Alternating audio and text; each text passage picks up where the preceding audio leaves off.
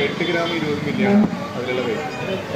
ഒരു വർഷത്തിനിടുമ്പോൾ 14% വരെയുള്ളത് പണിക്കൂലി ഇല്ലാതെ 14% വരെയുള്ളത് പണിക്കൂലി ഇല്ലാതെ വരും. പിന്നെ 3% GST ആണ് പിന്നെ വരിക. അതും 0. അതും കമ്പനി ഇടയ്ക്ക് 14% GST ഇല്ല, 14% പണിക്കൂലി ഇല്ല. 14% ജസ്റ്റ് ഇപ്പോൾ ഞാൻ നിങ്ങളുടെ മുന്നിൽ വെച്ച് തരാം.